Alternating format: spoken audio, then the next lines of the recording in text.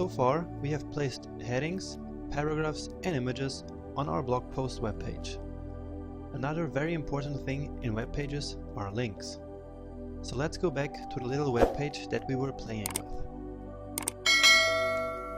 So, links are defined with the A tag, which stands for anchor. And we use the href attribute to tell the browser where the link should take us. For example, let's link to the Udemy website. Let's do it right here after this image.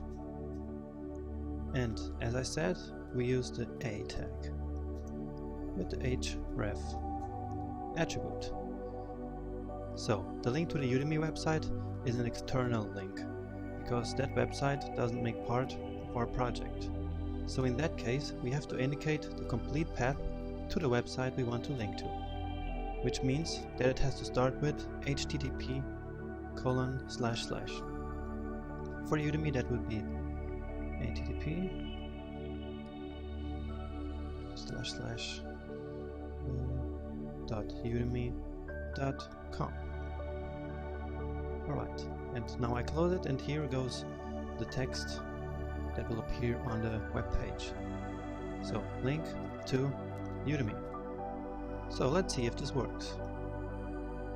Click right here, and yeah, it takes us to the Udemy website.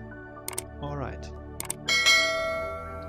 Now, back in brackets, we see this message right here. And this happened because we left the webpage we were working on. And so the connection between brackets and the browser was lost. So, let's close this and hit it again. Okay, now the connection is back up.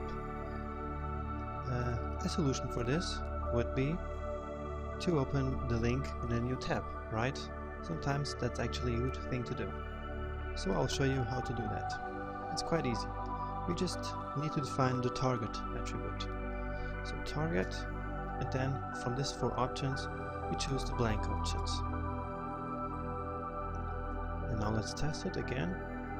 I click here.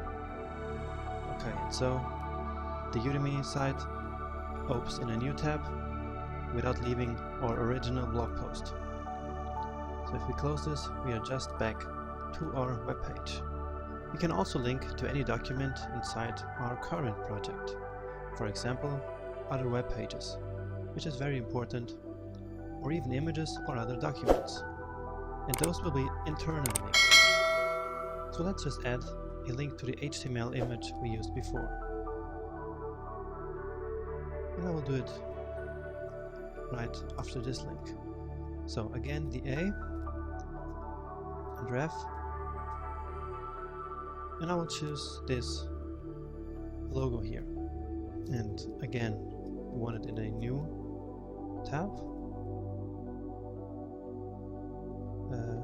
I will say HTML logo. Okay, and this also works. So you see, we cannot only link to other websites, but also to other documents such as images. These were links. Now you know how to make internal links and external links to other web pages. Congratulations!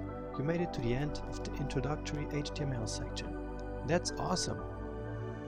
Remember that this section was designed to make you familiar with HTML. So far, we covered the basic structure of a web page: headings, paragraphs, images, and links. We'll start to really work with HTML when we're gonna start with our killer website project. But before we do that, in the next section I will introduce CSS to style the HTML we just created. Now, to end this HTML section, make sure you take the following quiz to remember some things you learned so far. So, good luck!